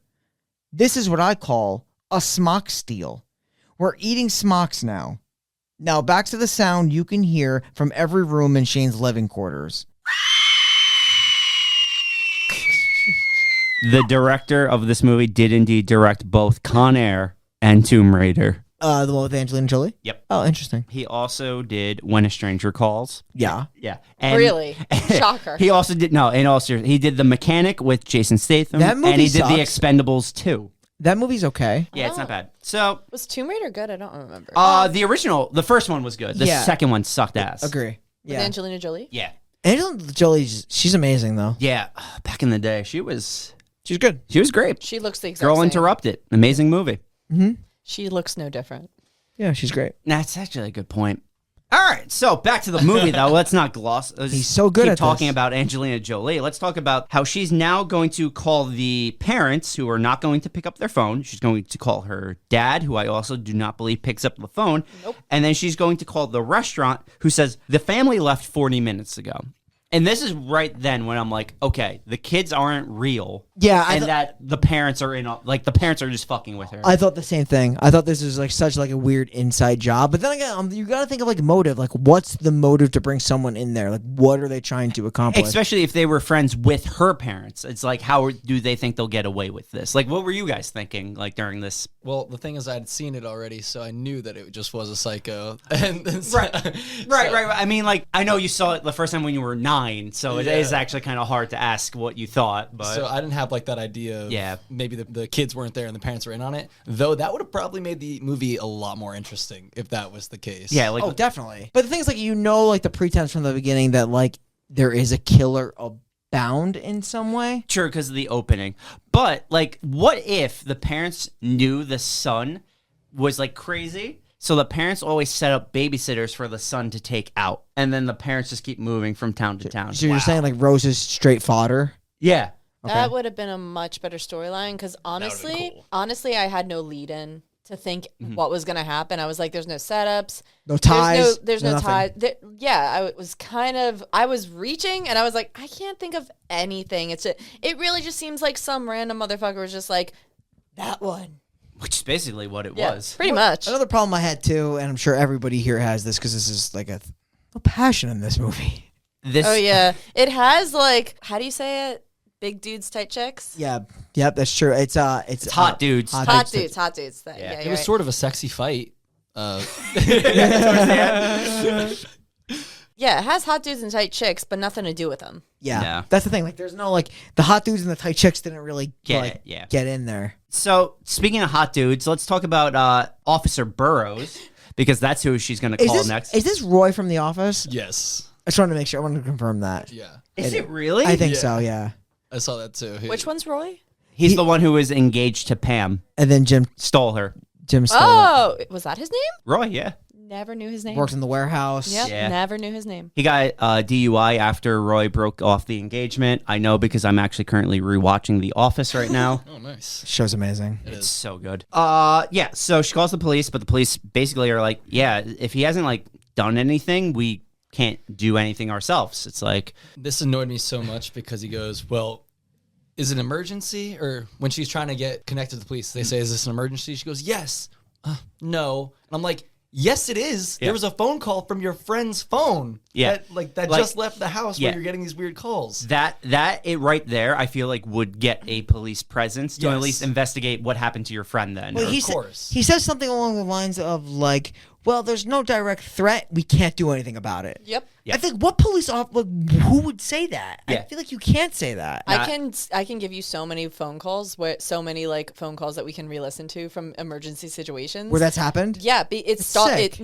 That's what it's like with stalkers. It's a little better now, but honestly, still for the most part, if you get like an old enough cop, all the time back in the day, if a stalker was only like sending you stuff and stalking you, if they didn't make a direct threat at you, to you, any of that, even if they said a direct threat to you, if they actually haven't physically harmed you in any way, shape, or form, then they did nothing about it. It's like very black and white. Yeah. But if she said, I'm in the middle of nowhere babysitting and my friend just left the house and I got a call from a strange man from her phone 5 minutes after she left, I think that would be grounds for, okay, we'll come out there and investigate. check this out. Should be. It's a shame that she couldn't really get off much because her dialogue is fucking terrible. Yeah. But it's not even like I've been critiquing the actress, but the script is not great. I mean, No, you're right. it's not. That right there, like that should be enough Huge plot hole. to warrant police to come, or at least a patrol car to come and investigate. No, you're absolutely right. While she's talking to the cop, though, she notices that the housekeeper's car is actually still there. So then she thinks the housekeeper is still in the house. Yeah. So she calls the housekeeper at this point, and she starts to hear the phone ring. She goes into a closet and finds the housekeeper's phone in the closet. And then I'm going to say there is a mannequin behind the door strictly just to be a scare of a man. Because no one leaves a mannequin there. That would scare the shit out of me every time I go into that closet. The way this is set up, he said it, like Dan said it, like there's no way this would be set up the way it is, dude. It's literally the hat and like the outfit and the attire. Like there's no way it'd be set up like the way you look back and see that. It literally looks like a silhouette of a person. Makes no sense. No way. There's just no way. No, you're absolutely right. It's completely illogical. Yeah, I know this was like kind of like a jump scare. It did look like a person. Like when I saw it, I'm like, okay, well now the guy's behind her, but it's literally not. No, it's nothing. So she gets, I think this is now when she gets another call. The whole movie's just phone calls, by the way. She gets another call asking if she has ever checked on the children. And I'm like, okay, yeah. She hasn't because the children aren't in the house. They're not real. To her defense, though, she was really told that they'd be out. Like she didn't really need to. I guess like only through emergencies, but they were like, she didn't, like the parents did not want to wake the kids up. They just wanted them to just be like there. Yeah, they were sick or something, right? But can I go for the flu? Yeah, she mentioned But that. like, if you're a babysitter, don't you want to at least know what the kids that you're watching look like once? Like, even with the parents, like, wouldn't you want to, like, just say? I wonder if those kids are just, like, used to, like, having a babysitter at the house, like, when they go to bed just to be there, and then never knowing who the babysitter is. Maybe. I mean, that's definitely a possibility, which would make sense then why the parents wouldn't show, like, the babysitter the kids. They seem young enough where they would just go to bed. Yeah, because you also have to, think about it. Like, the kids have now slept through an alarm going off and about 15 phone calls. Like, they're the best sleepers of all time. They drug the fuck out of these kids just to go to bed. That's a good point, Shane. There's so many phone calls. Unless they don't have a phone, like upstairs where they're sleeping, they would be waking up. Like, I don't know. They're like a little bit older, I think. I think they're maybe like, I don't know. I'm trying to think of the age of the kids. Probably like 10-ish? Yeah, maybe. But around that age? I feel like at minimum, the house alarm would wake you up. The alarm system is, like, those are loud. Yeah. They have to be. They're designed to be loud. Yeah, for sure. So after this phone call, she finally goes up and she checks on the kids, and we learn that the kids do exist. There are 2 kids sleeping in a bed. And then she gets another phone call, and she goes downstairs, and the phone's like, so how were the children? That's a little creepy. Yes. Yeah. That is actually very well done. Is this the point where she notices, like, okay, well, now I know that I'm literally being watched? Correct. Yeah, like She that's drops the phone. And yeah. This is closes where the curtain. this is where we have learned the killer is Brian, because the guy loves to watch. All right, we're gonna get into this now, huh? This is where we're gonna turn this podcast. Me and Jen, we like to watch. Yeah. I would Wait, Jen likes to watch now too? I think we've We established that. discussed this about our Vegas trip. Oh my God, which we do plan on doing. Yeah, Exactly. Yeah. We're going to go to Vegas. Shane's going to, like, get a few girls. Dale's going to be there eating ass. And me and Brian are just going to have a smorgasbord of food in order just to watch. this is literally gonna happen. You do know that, right? I'll be honest, I want to sit there and watch with you guys as Dale eats ass. Shane, enough prosecco on you. You're gonna be there, and Dale's gonna eat ass, and you're gonna be, You'll be lucky if Dale doesn't eat your own ass. Yeah. Oh, that'd be hot. That is never happening. Let's calm the fuck down Little here. human centipede action in Vegas, baby. Oh, no. I'm turning around on that one. Holy shit. So the kids are in the movie now. The kids are here. They're not fake. They're real people. And the guy is called and he asks. So she instantly calls the police and says, please, like, this guy he knows everything about me. So the police actually offer to track the calls. And I'm like, okay, I'm watching Black Christmas. Yeah. No, there's so many. This movie, I feel like they had to take some kind of inspiration from Black Christmas. 100%. There's too many things are similar with the killer being in the house, the tracking of the phone calls. It's all just Black Christmas at this point. Yeah, it's a lot more similar to, like, I know you've seen it a couple times. They draw more compares to Black Christmas than, like, Scream per se. Especially when you find out, like, oh, the killer it's coming from the house. You remember Black Christmas and they had, like, it's so old school that they had to, like, go through all, like, those phone records to find out. They actually show the guy running and, like, plugging things in left and right. That was insane. But now it's just like, okay, we got the fucking minute trace. He's in the house. That's not the first phone that he calls on for the whole minute. Yeah, that's the thing. There's like 2 phones, and it's the other phone that's just a cat. And That's how, I don't know how she would have, the next scene is she goes to the next scene that kind of matters, which is just not her walking around the fucking house. oh, it might be the guest house. Yeah, is going to the guest house. And when she's in the guest house, the killer calls the guest house phone. And I don't know how she didn't figure out just from that he was in the house, because that's the only place that has the guest house phone number. Yeah. Great point. She even says, how did you get this number? Yeah. Yeah. And that's where I was like, oh, I'm sorry. You're dumb. Yeah, that guest house is interesting. She'll Bunch of sit on walking around snowboard the and guest skiing house. equipment. They don't look like they live anywhere near where they'd be snowboarding and skiing. They look like a lake, right? Like, dude, like, where's your kayaks and canoes? There's like fucking skiing and snowboarding. I gear. assume maybe, like, it's a college kid and, like, the family's rich, so I'm sure, like, during his, like, spring breaks or, like, summer vacations, they, like, pay for him to go to Colorado and snowboard or something. I know like we that. talk about, like, we're actually in Colorado, so it does make sense for him to have snowboards. It probably 'Cause he be- could probably go right to Aspen. It'd probably be like a few hours out, maybe like a drive or something. Yeah. But obviously the setup was like, for this movie, the idea was, okay, this is the killer. The random eccentric son who just goes away to school that occasionally comes back to this house is probably the killer.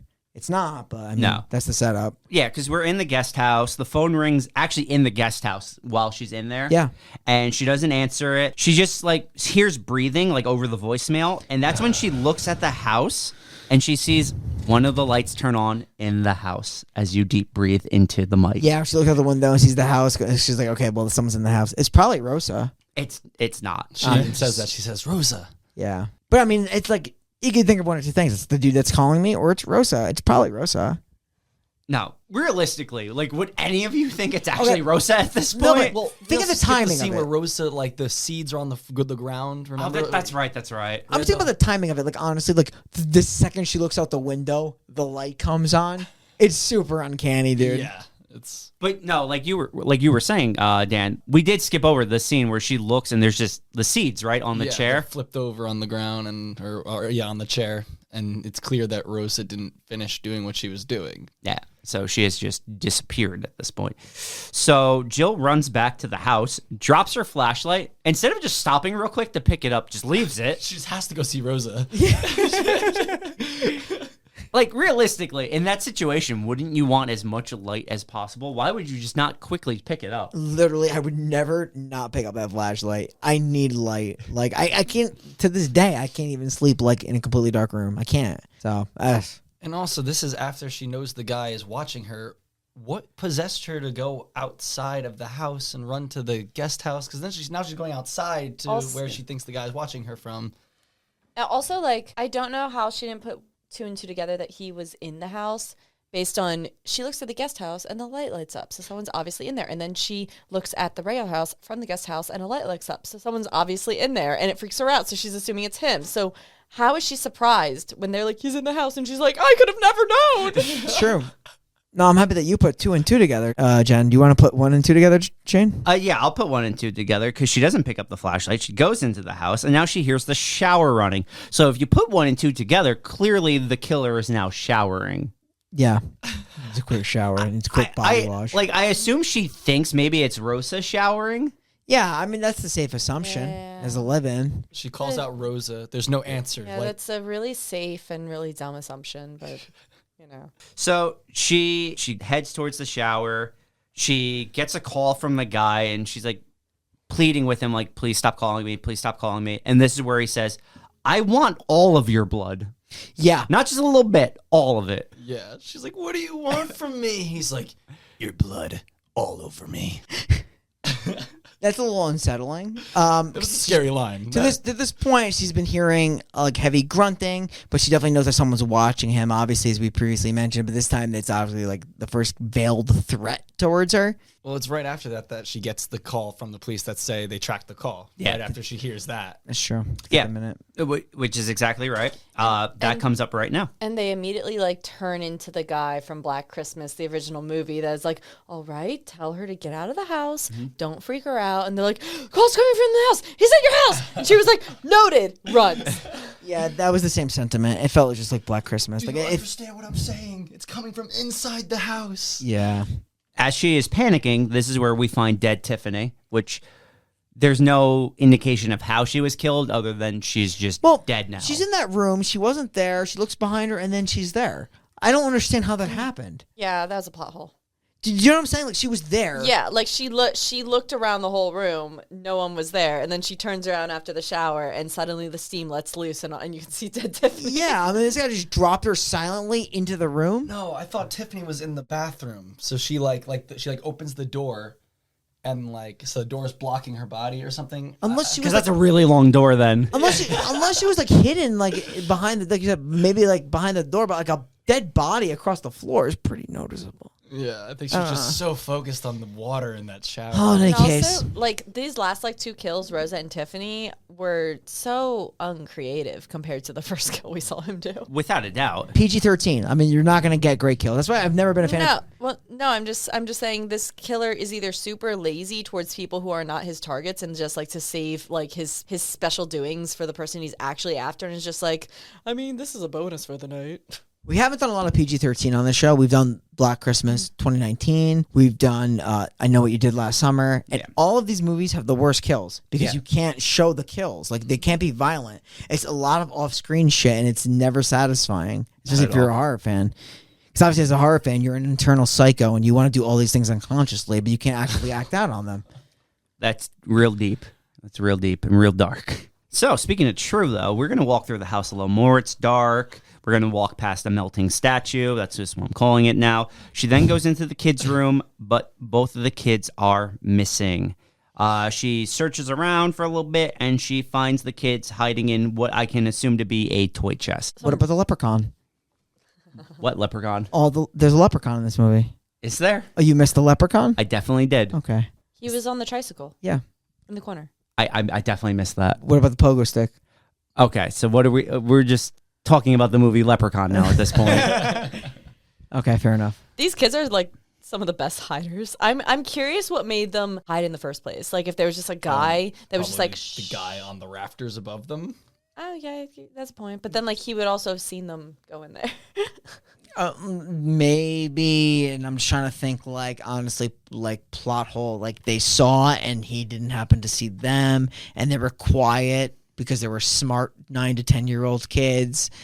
I'm just reaching. Oh, I was thinking like he like went in there because his real target's the girl. So I was thinking like he went in there, like scared them, and that made them run into the chest With no intention of killing them. Yeah, no intention of killing them. Yeah, That maybe. made them run into the chest, and then like he like got in the rafters or whatever, and Yeah, waited for the girl to come check on. I definitely agree with Dan here. I don't think the killer ever had any intention of hurting the children. He just wanted the babysitter. Did they ever mention, like, I know at the end they mentioned, like, he was going around killing people. Did they mention that he had a specific target of people? Or is it just, like, young girls? I don't think. I'm assuming it's just young girls based off of like the first kill and the babysitter. Maybe, like young high school, like, track stars? They mention it like the very end that he had like a She can't, only 25 seconds. She's not a star. She's, You're right. What a slacker. Go with the even program. after all that training for that one scene. the only thing they mention is at the very end that he is like wanted for multiple murders connected to young girls. That's the only thing they mention. So they do mention young girls then? That makes sense. They do.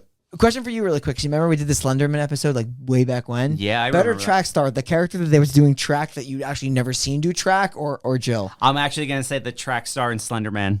You never see her do anything. I was actually going to say Jill. I'm gonna say the track star from Us. Oh, yeah.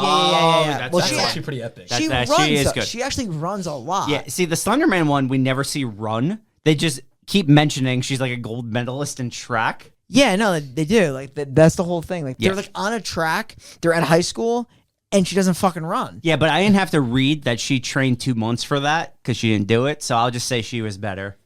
Okay, sure, Shane.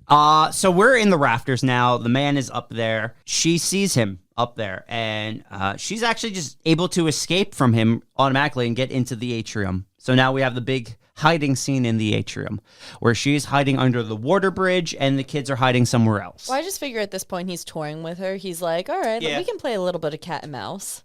Well, that's what he likes. That's his whole thing is the cat and mouse game. They even say that like towards the end when they're talking about the killer. This is actually just a passion bump for him Are we gonna because he get, is getting off on this cat and mouse. We're gonna give the killer a passion bump for like how he's getting off. Yes. Are you serious about this? I mean, he's feeling hot. No, he is. He's definitely getting off on the chase. Like this is his thing. This is a killer thing. They get off on the chase. Yeah. And this chase has been going on for like how long do you think he's been watching her for? A couple hours? Yeah, it's a couple hours. You think he's busted already?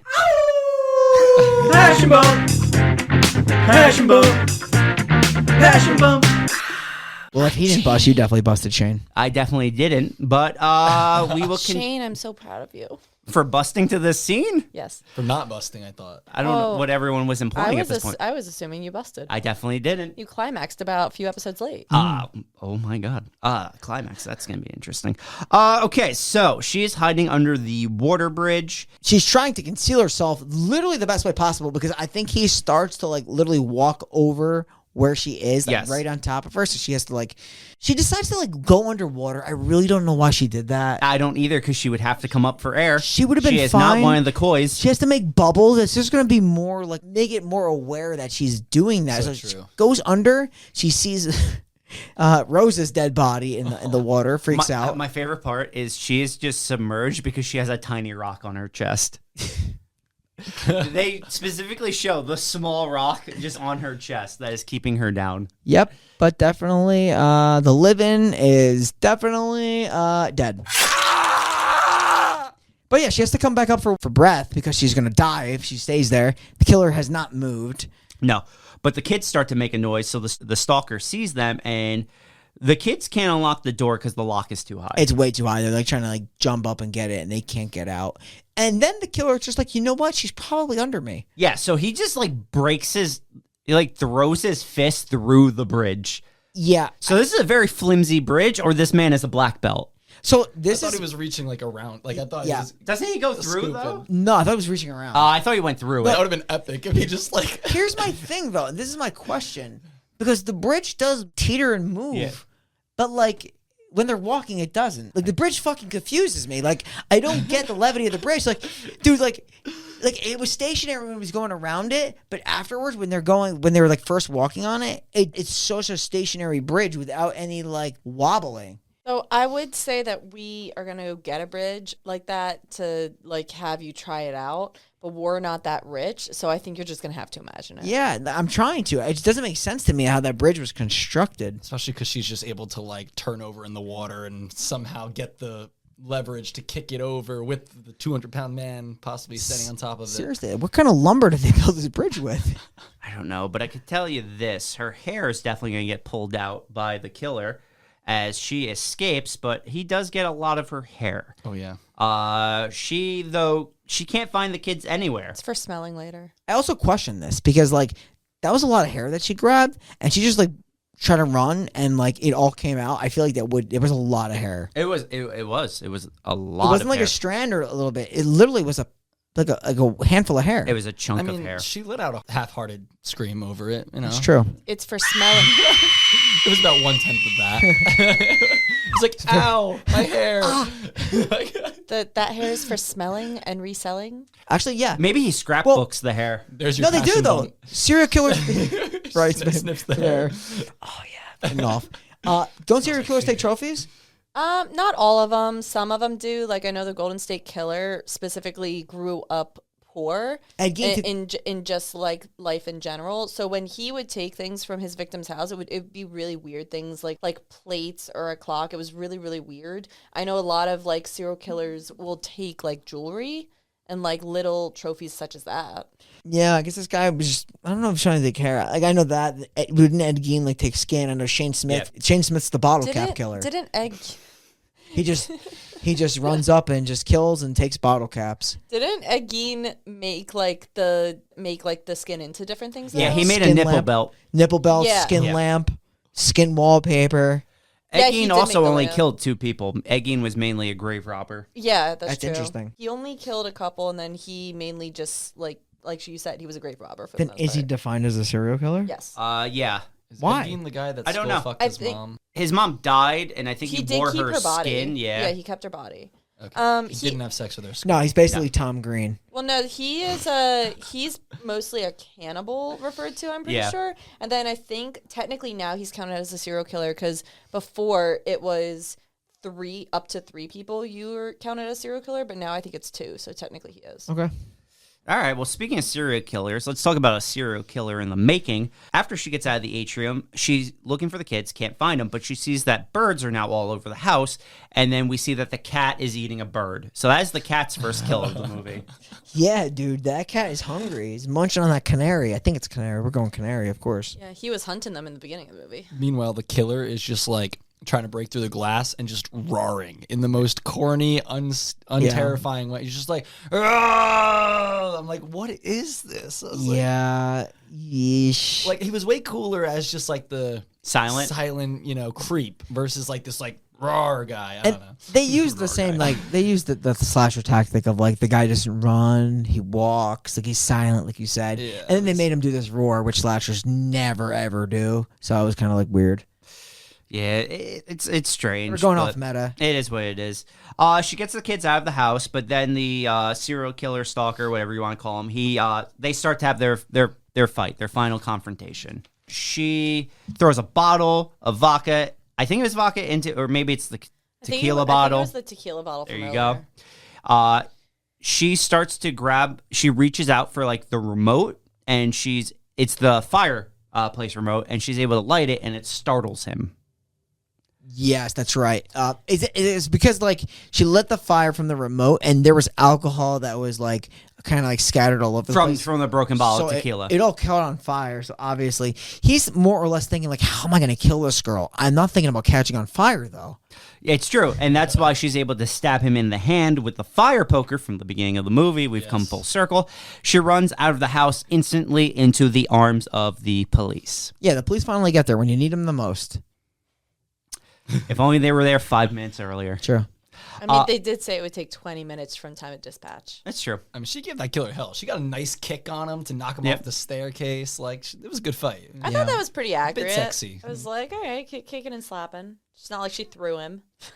No, I mean, like that would kind of make sense, like the kicks and slaps. And I love how like these killers, like, She used weapons. So. they toy. They toy. You know, they like to like mess around. They get pleasure out of like just like chasing you through the house, and then eventually they'll kill you. But I guess it takes a while. What doesn't make sense to me is that this killer who was able to tear apart a young woman with his bare hands and then silently murder Tiffany, like in cold blood without anybody hearing a sound, and Rosa without anybody hearing a sound, is now unable to overpower Jill. Yeah, Probably because of her track skills. either track skills. The only is maybe because like she's the target, and he really wanted to just like have his way. Yeah, She kicks his ass. I mean, she does. She really gives him the 1-2. So we're outside.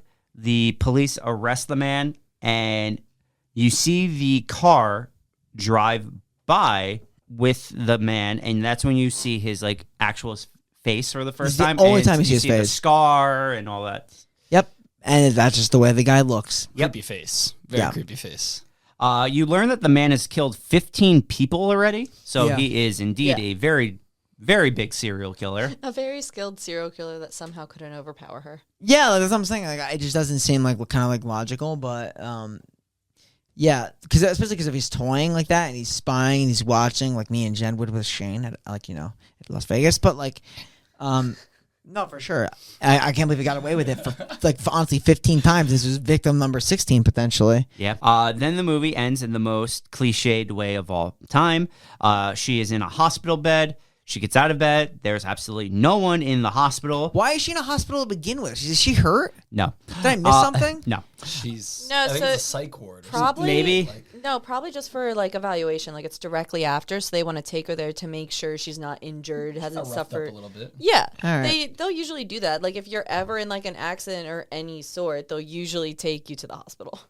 I'm assuming the kids were also in the hospital somewhere else. I would hope so. So as she's walking through this abandoned hospital, the phone rings. She goes to answer it. Either of you know this was a dream right away? Yeah, 100%. Thank God. Because it was Even my 9-year-old self knew. Yeah, because like that's why I say it was like the most cliched thing of all time. Because like there was no one in the hospital. Yeah. There wasn't even like a receptionist. So she answers the phone. We have a jump scare, and she wakes up in the actual hospital, surrounded by tons of doctors and her family. He's in the house. You don't understand. He's in the house. Yep, exactly. Yikes. And that is the end of When a Stranger Calls. Yeah, a very exciting movie. Obviously extremely entertaining, top-notch thriller. We have a lot to say about it. I'm sure we should probably get into our review portion and really just dive in deep. I hate this movie. Oh, don't do this, Shane. Shaney boy. The acting was terrible. The dialogue was terrible. Kills were terrible. Killer was okay. Brutal Shaney boy. This movie is phone calls. The movie. And that is it. It is literally a movie of a girl saying hello and a man deep breathing or saying, I want your blood all over my body. Yeah, And for that, I will give this movie a 3 out of 10. a 3. Yeah, I like deep breathing as much as the next guy. I'm a big you fan of deep breathing. It just comes off as very, Practice it all the time. yeah, either asthmatic or creepy. So there was a lot of it though. There's a lot of calls, and like there was like weird like laughing too. So it was just like you don't know if it was a prank call or whatever. But it was a thriller that was not very thrilling. The main character I just had so many issues with because, like I said, she was like very blank and very drab. There's just like really not a lot of emotions that would make you connect with like something that was like, oh, there's a killer in my house. She was more of just like, oh my god, where can I run to? I wasn't very entertained. I'm gonna go 4 out of 10. I did see this once before a long time ago. I don't remember. I never saw the original. But yeah, I mean, it wasn't like super entertaining. Like there was no ties to the killer. Obviously, they tried to make it like this mysterious guy. I like what they were trying to do with the killer, but I just don't think he was like just like a prominent presence throughout the movie enough to make it like scary. They should have set the pretense early on, but I feel like they were trying to like overdo it with stupid sounds really out of the gate before you even knew that there was like a killer that was going to be haunting her in the house. Like they set the premise like that, but they should just like let it kind of like flow naturally into like, this is what the movie's going to be when she's at the house. So that was my critique. I say 4 out of 10.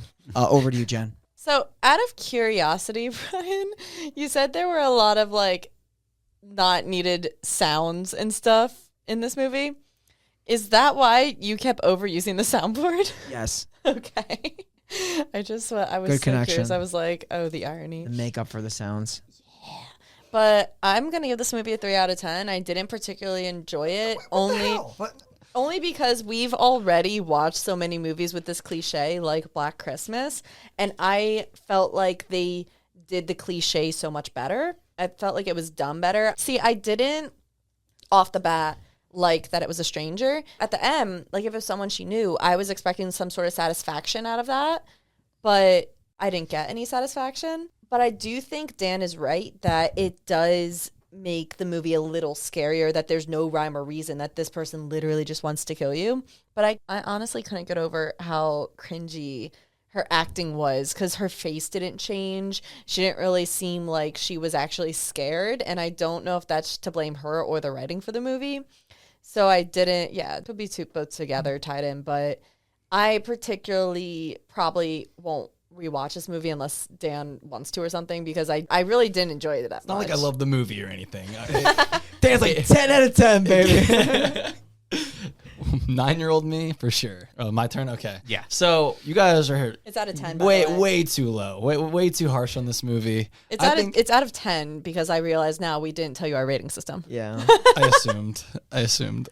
Also, I think if you were like a 9 or 10-year-old, this movie would just be too scary for you. This movie is intense. I mean, I had insomnia for 4 years. You know, it's probably a good movie if you're 13. Seeing it now, after I've seen, quality scary movies like Conjuring and Insidious and those movies, it's weak. It doesn't really. I wasn't really scared at all, except for the ice machine, and then when the sprinklers turned on, and then the one cat scare. That was the only time in the movie I actually jumped or felt some sort of Even at that, Dan was thrill. like, "Don't you dare kill a fucking cat." So 9-year-old me would say 10 out of 10 for sure.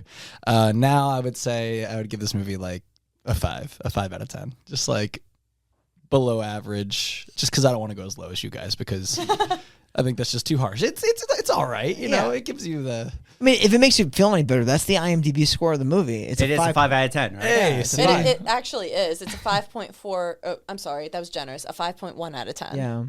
So See, my rating was professional. the people are thinking 5. No, but like the idea of like a stranger being the killer, it preys on like the idea of like the fear of the unknown. Like this can literally happen to literally anybody. So that concept is scary.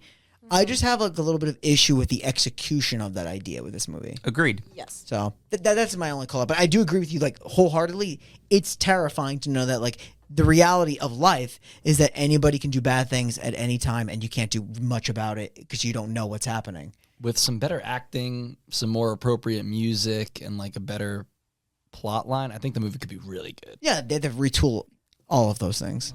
Remaster it again. Just basically Just change the entire movie. pretty much.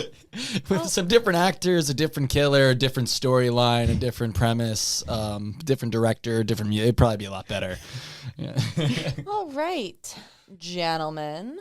Do we have any nominations? And are we including the canary in any of our nominations? Just a quick question. I'm trying to think. There is no on-screen death, No. correct? And we don't like doing off-screen death, but this is what we're We given. don't. I mean, the only on-screen death is It's the technically canary. the canary that the cat Do you know killed. something about PG-13s? There's never like on-screen deaths. And that's a big It problem. makes them less fun. Freaky had more on-screen deaths than this It did. movie. So did I. Well, I know what you did Well, last summer. I yeah. had like that one with like the hook where there was like no blood. Yeah. But I guess I'm just going to say Rosa, just because she actually at least played a role in the movie as like a plot device, essentially. yeah, I And we don't know the name of the girl that was hacked up. No, we don't know the opening girl. But you can just call her opening girl. I'm gonna go. I want to go opening girl because the way the detective looked. Yeah. He looked so fraught with fear. They played on like, oh man, I wonder what he sees. Yeah. I'm gonna go with Tiff, Okay. and the reason why I'm gonna go with Tiff is because she was a little temptress, She was. True. and she got. I don't say this. Ryan likes a tease. I do, but I can't say she got what she deserved because she didn't deserve that. But I just like the fact that like she wasn't there and then appeared, She's the magician body. as if somebody dimension doored her into that room. Yeah. She knew what was coming to her. She was scared immediately after she stepped out the door. Yeah. True. And Brian's all about that teasing and that screaming. All right. Yikes. All right, Daniel. Any nominations? It can be a favorite death. It can be the death that you were most impacted by. It could be a death that you thought suited the film the most. And honestly, we don't really have a system. You can literally just do the first one that pops in your head if you actually want to. Wait, but it has to be a death. Yes, Yes. has to be a death. Because the Necronomicon, we will think about but not actually reanimating someone. And quite frankly, the dog is up first compared to everyone else in there. It's So- basically a book of potential reanimation that we're probably never gonna. It's never gonna happen. Correct. But there's a the dog in options there, are so we might actually think Tiffany- about it. Tiffany, Rosa, the bird, bird, and and- the first girl. Yes. Yeah, pretty much. I'll go with the first girl because that is like where you see that the killer Whoa. is actually brutal. Like, and her body's carried out in bags, and you're like, oh man, this guy's not messing around. You got to see the creepy like kill in the window, and like what's terrifying about that too is that it's happening right next to like. Yeah. You'd think like I'm so safe because like the fair's outside. There's so many people around. Like if I were to scream, people would hear me. But like it happens, she screams, we hear the scream, but nobody at the fair does. And I think that's kind of terrifying. It gives you that little. It set the mood in a nice way. So I would say the first death. Well, since we have all nominated someone different, I'm going to go with what Shane said back in the day when I don't remember. I think we had Tim on. That when we have up to 3 choices, we automatically go with the guest. Yeah, I think I said that. You said it, or Shane did? It was Brian. It was Brian? It was Brian. Okay, it was Brian. I misquoted. You're It's good. okay. She has opening, no name. opening girl. Opening girl. Opening girl is going into the necro here. Shaney boy, have you prepared a eulogy for us? Yes, I have. Opening girl, we don't know your name, but what we do know is it took at least 3 plastic bags to take you out of your room. We also know that you have definitely traumatized a detective who looks like he's been on the job for about 35 years. If it was R, we probably would have got to see more of you, but since it was PG-13, this is really all I could say about you. So, thank you for being the best kill of the movie, and for that, we will put you into our Necronomicon. Technically, we need a name to reanimate you, so we're actually not even going to consider it. You're actually at the bottom of the list. OG girl. You're actually below the panna cotta. You're even below Poltergeist, which had no one. Yeah, you're That's below. You're below crazy. that one. I just looked at Resident Evil. I forgot someone's name was Rain, and I was like, "Why the fuck did we put the weather in here?" That's I hilarious. forgot that was her name. Dude, YDK, thank you so much for coming on. This was a lot of fun, bro. It was a good time. Thanks for having me. Of course, I know this was a long time in the making, so I'm super happy that we were able to make it happen. Me too, man. It was great to have you on. If you have anything to plug or, promote, this is now the time to do that. Yeah. Feel free to follow the band Green Knuckle Material at GKM Band on Instagram and Facebook. We got music on Spotify under Green Knuckle Material, YouTube, Apple Music, all that good stuff. If you want to follow me, I'm Young Dan Kee on Instagram as well. I'm sorry for making you watch such a terrible movie. You weren't the first one to do that. Dude, to be honest with you, we like watching bad movies. We feel bad when the guests have to watch the bad movies. Yeah, We don't mind. I've had people recommend worse movies to me, like the 2009 movie Prom Night. Wait, Yeah. who do we bring on that we always save bad movies for? Scott's Yes, the bad movie guy. Scott Or the Scott weird hasn't. Weird movie guy, because Weird I've actually movie. liked Yeah. both movies Scott was on for. Weird movie. What was Scott on Benanti. for? Benanti's the Benanti's guy. the bad Yeah. movie guy. Oh, Benanti is yeah. bad movie guy. Yeah, he's Because we did Leprechaun and We haven't Stay given, Alive. We haven't given him a good movie yet. Yeah, Scott would just give the weird Benanti. movies. Yeah, poor Benante. Yeah, But fuck Auntie, him. text me what movie you want to do next, and if you choose another bad one, then this is your fault. Yeah. He deserves everything he has coming to him. He'd like to stay alive. Sick individual. Well, with that said, thank you again for being on the podcast. We are now going to review Boy Eats Girl next, which is a movie I had not seen yet until I had watched it for the first time just a couple of days ago. Yeah, I haven't seen it. That was my first either. time watching it. This was my third time watching it, and it was just as good as I remember. Yeah, I heard of it. I'd never seen it, so it was cool to dive in there. Yeah. Especially because we haven't done really the zombie genre that much. No. We haven't. Only Resident Evil. Yep, Yeah. true. I enjoyed it. So I guess without further ado, thank you once again, Dan, for being on. We are the final podcast signing off, and we will see you next week in Ireland.